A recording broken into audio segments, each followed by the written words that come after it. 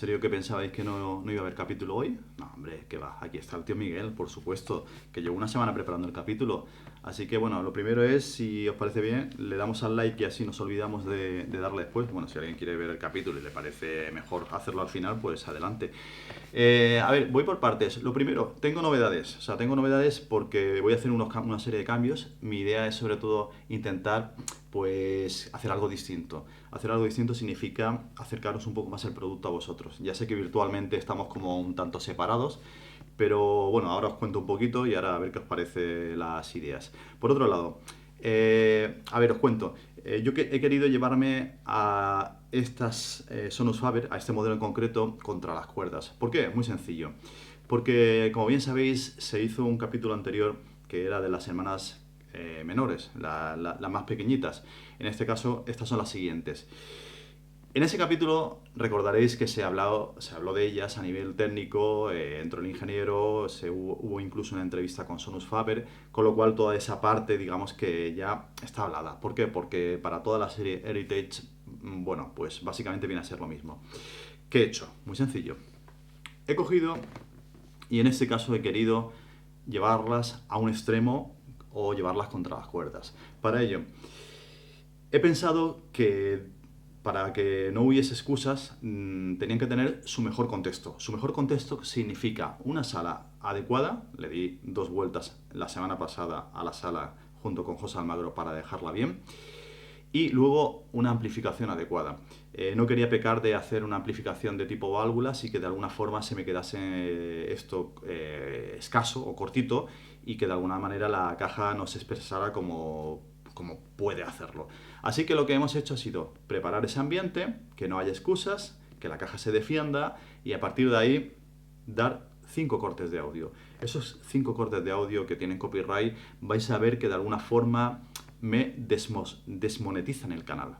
Me da igual, o sea, no me importa no ganar dinero con el tema de YouTube, porque la verdad no vivo de esto, pero sí quiero acercaros el entretenimiento de poder escuchar esos cortes de audio y sí que quiero que vosotros podáis también valorarlo. Por otro lado, algo interesante, no quiero tampoco hablar yo siempre, o sea, quiero decir, ¿qué significa que yo esté aquí hablando y dando mi opinión? A partir de ahora, cada review que haga de cada producto, voy a invitar a gente, personas humanas, como dice Fran, de carne y hueso, para que de alguna forma puedan estar presentes en esa, digamos que, audición. La idea es, no les pienso decir absolutamente nada de qué van a escuchar. No quiero darles ninguna opinión. Solamente llegan, se sientan y pongo a grabar. Ellos deciden una serie de temas y yo decido otros temas. Y a partir de ahí pongo la grabación en marcha y lo que se diga y de ahí lo que salga es lo que voy a publicar tal cual. Esa es mi idea. Si hay alguno de vosotros que esté interesado en participar, solamente tiene que dejarlo en el buzón y por orden de entrada, pues iremos invitando a, bueno, según cercanía evidentemente y según se pueda, disponibilidad, pues para todas estas reviews. ¿Que cómo vais a saber lo que se va a ir analizando en capítulos siguientes? Pues sencillo, a ver, aparte de publicarlo en Audio Guarida, en Instagram, lo cual os dejo por acá también, voy a ir comentando cuáles van a ser las siguientes reviews por si queréis de alguna forma apuntaros a alguna de ellas. Y poco más, deciros que para esta review hemos solicitado un amplificador al distribuidor que es una bestia parda, es el Musical Fidelity, concretamente el M8XI, una bestia de 550 vatios a 8 ohmios, dobla prácticamente a 4. Y bueno, poco más. Vamos a ver qué podemos hacer con esta review en cuanto a llevar contra las cuerdas a las Sonus Faber Electa Amateur 3. Dentro. Bueno, sabéis que es costumbre hablar también de la parte técnica y la descripción del producto. Os cuento rápidamente. A ver, es un monitor de 2 vías. De alguna forma ya sabéis que es el segundo de la serie Heritage. El primero era las Mínima, que estuvieron en el anterior capítulo. Estos son lo que es las Electa y las siguientes son las Máxima, que están por venir. Aquí notáis que hay un monitor de 2 vías en el cual el tweeter es de 28 milímetros, prácticamente idéntico al anterior, pero la diferencia estriba en el hecho de que el midwoofer, lo que es el altavoz de medio graves, tiene 1 pulgada más que la mínima. Estamos hablando de 7. En cuanto al tema del recinto, es un poco más grande, bueno, yo diría que bastante más grande, Y lo que es el tema de la base es mármol de Carrara. Aquí sí que hay una diferencia a nivel estético. El mármol de Carrara es un elemento muy apreciado y aparte bastante caro también. Hay una lámina de latón que cubre también todo lo que es la parte de la base. Y por otro lado, deciros también o recordaros de que este altavoz está hecho en madera maciza, que está construido íntegramente a mano en Italia. Es un proceso pues básicamente artesanal que permite lo que es también el altavoz el bicableado y que tiene un bass reflex trasero bastante generoso, que normalmente suelen recomendarte que bueno, lo asocies con su pie, que es un pie, bueno, también es costoso, estábamos hablando de aproximadamente 1.500 euros, y la base del pie es de mármol de Carrara. En términos generales, estas son las especificaciones y ahora hablamos un poco de lo que es la respuesta en frecuencia en sala anecoica del altavoz. Y pasamos a interpretar la medida en sala anecoica de la respuesta en frecuencia de la caja. Hay una ligera patada en la zona del punch. Es una patada, digamos que también agradable, pero ojo que no tiene mucha extensión. Por otro lado, se podría emborronar toda la zona de presencia con mucha presión sonora. Esta es, ya os digo, una interpretación así a bote pronto de la gráfica. Hay un ligero valle en 800 Hz cerca de la zona de presencia que puede de alguna forma adelantar algo lo que es la zona media. También hay mucha presencia arriba, claro énfasis y curva en V que está muy marcada arriba, sugerente de altavoz con mucho detalle pero con tendencia a chillar y a fatigar. Eso es lo que dicen las gráficas. Luego otra cosa es lo que dirá el oído. Ya os digo también de que, como decía Almagro, hay un chiste que se llama el chiste de la sopa de ingenieros, que si no os lo he contado, os lo contará, y es súper interesante porque habla de qué son las medidas en cuanto a un audiófilo. A ver, la escucha. Bueno, pues se separaron las cajas aproximadamente a 2,70 m y también contra el oyente igual, triángulo equilátero, ligeramente, solamente ligeramente inclinadas hacia el oyente. En cuanto a paredes laterales, casi 3 metros de separación y la pared trasera aproximadamente 1,10 m, 1,20 m, no más. De amplificación se usó el Musical Fidelity, el M8XI. Ya he comentado que es un pepino y estamos hablando de 500 vatios y que dobla prácticamente a 4.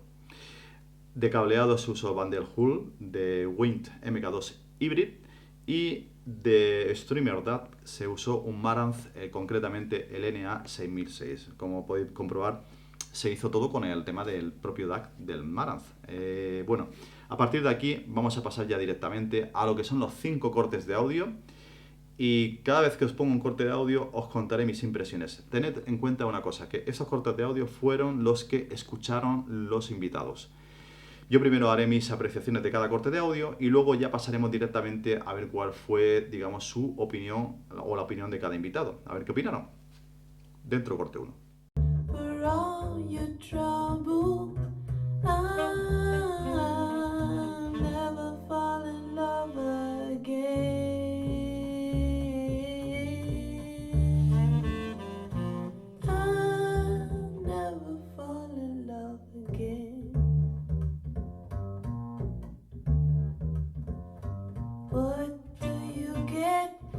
Kiss a guy, you get enough germs to catch pneumonia. After you do, you'll...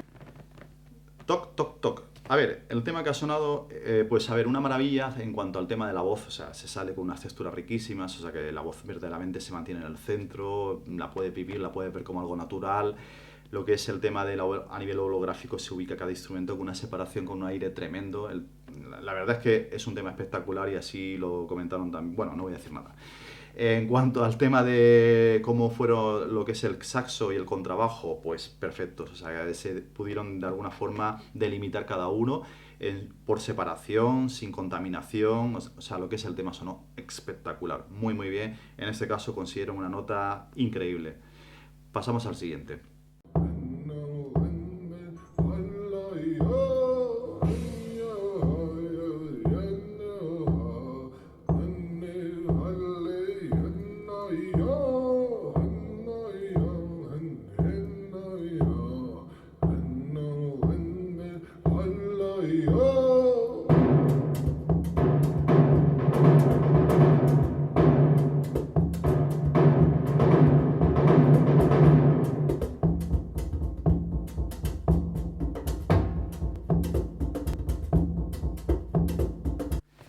tambores del mundo, pues a ver, os cuento.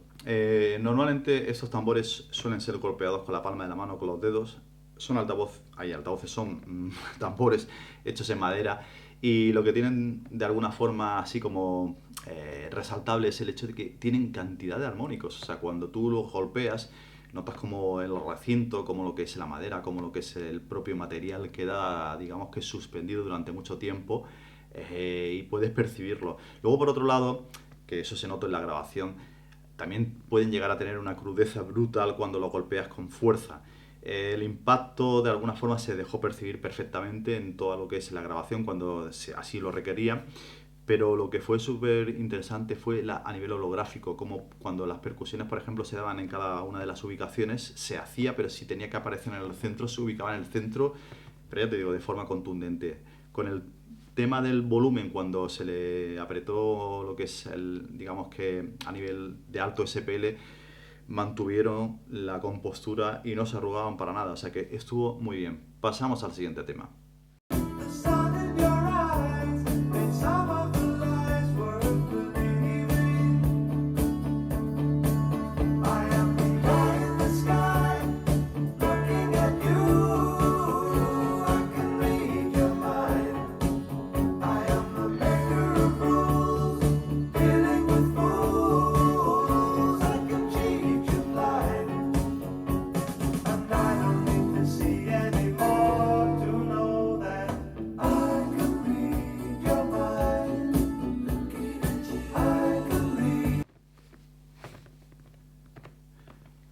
Me quise hacer un hueco también a Alan Parsons, sobre todo porque me gusta y porque no quería solamente presentar temas de corte audiófilo, sino también ver música de los años 80, 90, en este caso rock, y ver cómo lo hacía.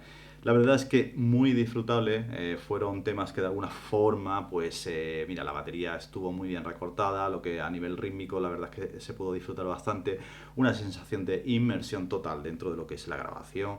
Conforme los músicos iban entrando, no era que se iban apiñando, sino que se iban abriendo un hueco cada uno de ellos sin importar cuántos estuvieran. Y el tema fue muy disfrutable, aún a pesar de tener en cuenta de que, vuelvo a repetir, no es una grabación audiófila, pero que sonó muy muy bien. O sea que aquí también la verdad, punto para ellas. Siguiente tema.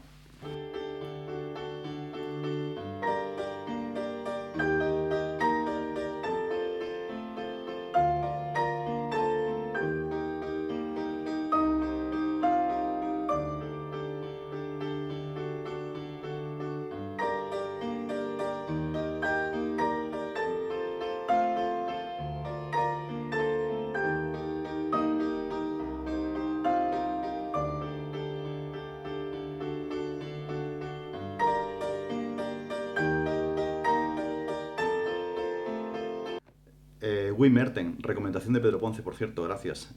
Lo que vengo a deciros aquí en este tema es que, bueno, fue sorprendente, no hay más. O sea, es un piano que, como habéis podido comprobar, pues suena a piano. O sea, el tema de las repeticiones rápidas, el tema de cómo se golpea, de las caídas, el tema de cómo, de alguna forma, cuando le da con mala leche a la tecla directamente, cuando de alguna forma hay peso en el propio piano como tal, como en cada tecla. Se ha dejado ver, o sea, no ha sido algo que de alguna forma yo esté interpretando, sino que se ve claramente, con lo cual en el tema de piano sorprendió, pero muy muy gratamente. Siguiente corte.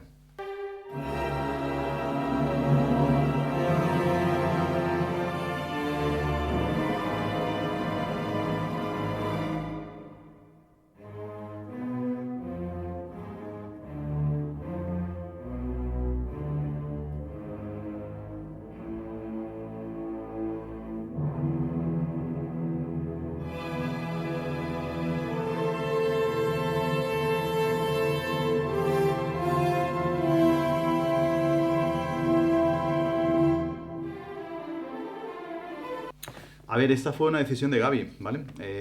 Digamos que yo le pedí, digo, oye, pásame un tema que sea complicadísimo y que tú veas que de alguna manera va a poner en aprietos. Y Gaby me pasó, bueno, un audio que os voy a dejar directamente aquí abajo en la descripción es más, os dejo también una cosita y es una sorpresa para que si os vais al enlace que está en la descripción del vídeo podéis ir a Audio Guarida y ver algunas recomendaciones que ha hecho Gaby también en audio.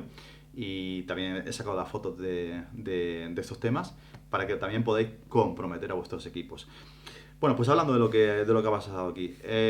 Lo que ha pasado es que este ha sido quizás el tema más, o menos cómodo, vamos a decirle. Menos cómodo para este conjunto, para este, digamos que setup.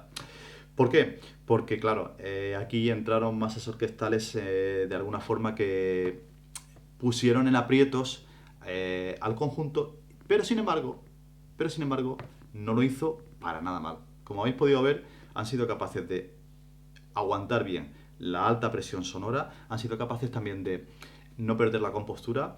Luego, cuando estás aquí ubicado como oyente, notas como de alguna forma el escenario se hace grande, se hace bastante grande, a nivel holográfico lo dibuja muy bien, conforme van entrando instrumentos los va ubicando perfectamente, conforme aumenta la intensidad lo hace perfectamente, y la verdad es que bastante bien para ser monitores, bastante sorprendente, o sea, para lo que de alguna forma nos podemos esperar que ahí van a empezar a quejarse. Os vuelvo a repetir, no es lo que mejor hacen, ni mucho menos. O sea, ahí es cuando notas diferencias con respecto a dinámica y graves contra un altavoz ya de más cuerpo, más grande. Ahí estaría su limitación.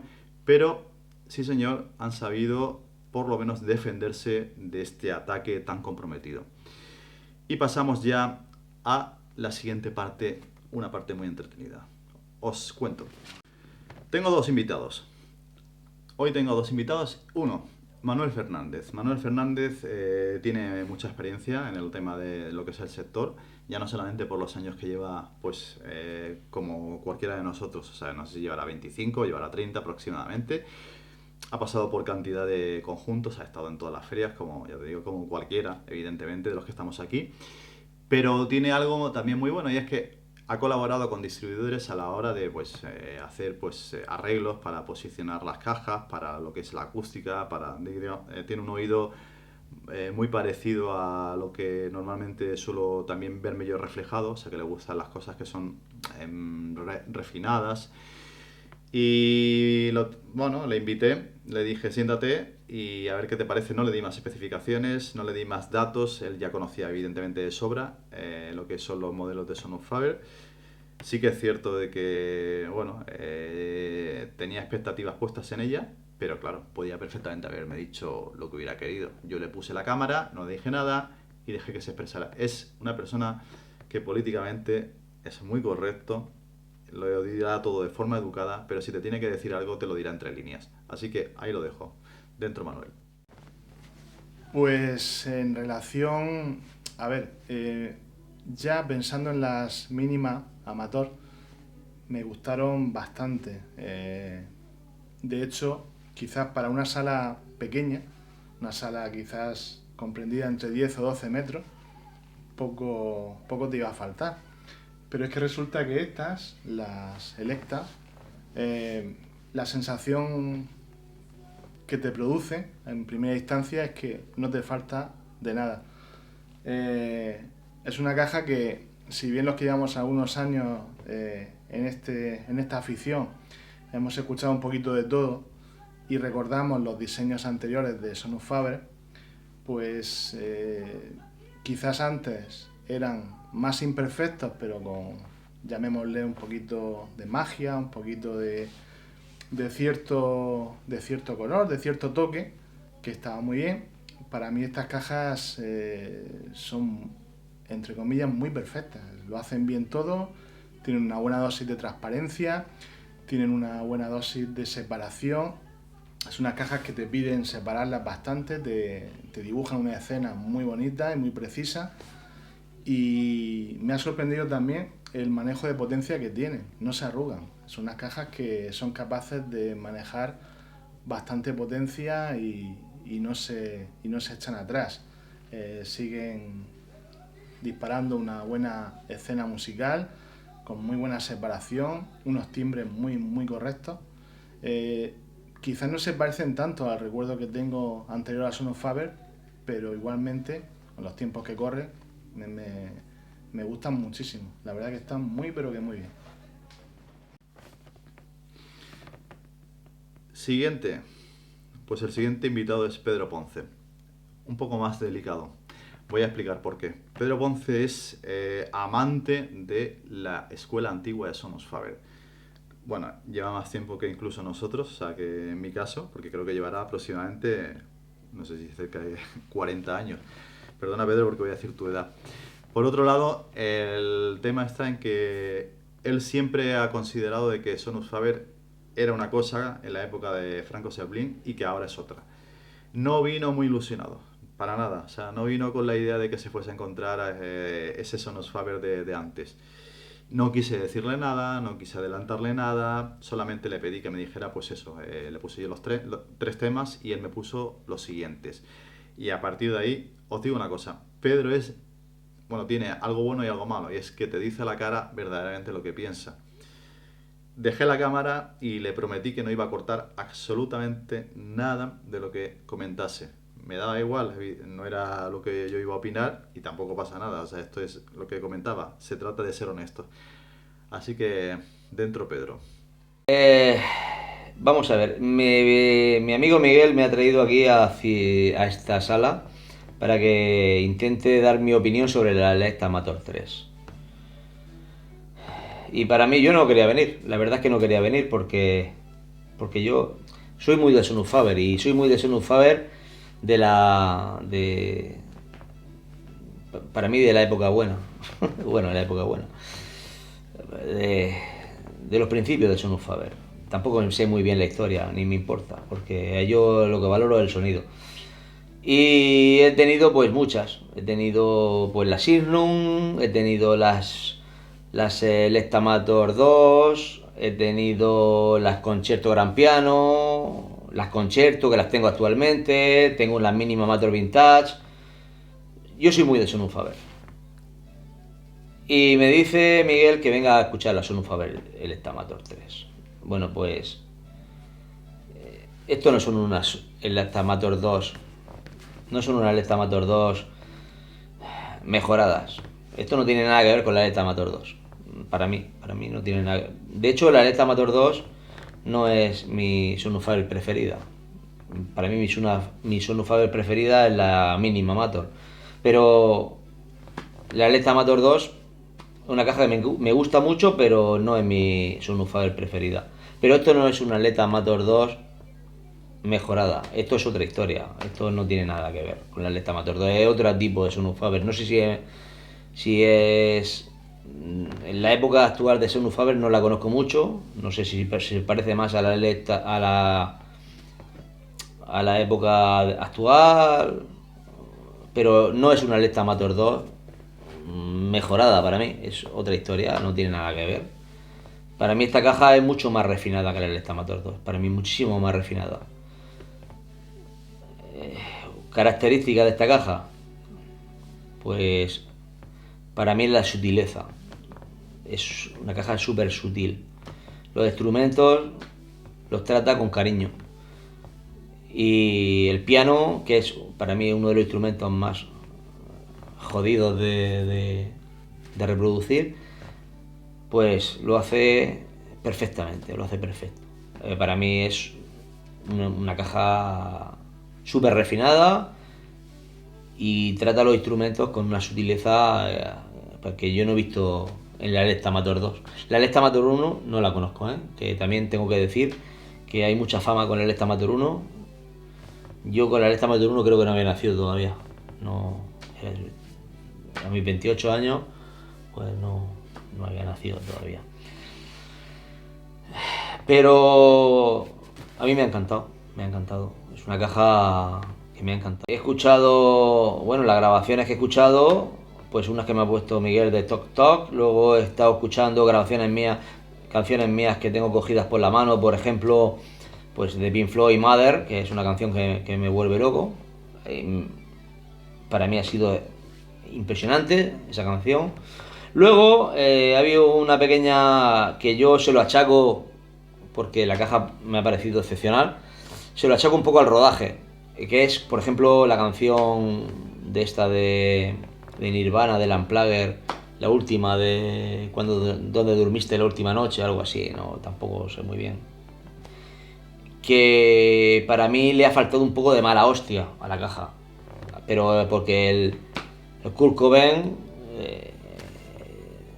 ahí se le ponen las venas así, Y sin embargo, pues yo no le he visto las venas. Pero también se lo achaco al rodaje. Pero luego, por ejemplo, hemos puesto unas grabaciones de Wim Mertens, del Máxime Audience y del Jardín Clos. Y el piano es la hostia. El piano la verdad que el piano es la leche. Tiene una... no sé, un tacto, un terciopelo, una sutileza que la Electa Matordó no tiene. Para mí no la tiene. Pero para mí es una caja excepcional, tío. Una caja definitiva. La última vez que me trajiste esto era una puñetera... Bueno, ya... Perdona. Pero he visto que, joder, tío, ha ganado un 90%. La acústica que tienes ahora mismo es impresionante. Y no lo digo porque me esté grabando, lo digo porque realmente lo siento. Yo las cosas, Miguel sabe que bueno, yo no me quiere meter mucho en sus comentarios porque sabe que soy demasiado sincero y a veces le hago malas jugadas. Pero tengo que decir que ahora me ha sorprendido con el tema de la acústica. Pues conclusiones finales. A ver, esta es la parte, digamos, complicada. La vez anterior me parecieron deliciosas. En este caso, bueno, no se ha atacado con válvulas solamente, sino se ha atacado con solvencia. Se ha puesto un amplificador y una acústica mejorada para que pudiesen expresarse de otra forma. Han gustado mucho a los invitados, incluso les han considerado como cajas definitivas. A mí también me han parecido unas cajas que han funcionado bastante bien, han salido muy bien paradas de todos los aprietos en los cuales les hemos puesto. En grabaciones de tipo audiófilo, evidentemente han dado el do de pecho a lo bestia, o sea que han sido espectaculares. En grabaciones de tipo, por ejemplo, como la que comentábamos, así de clásica, más orquestal y tal, han sabido salir adelante.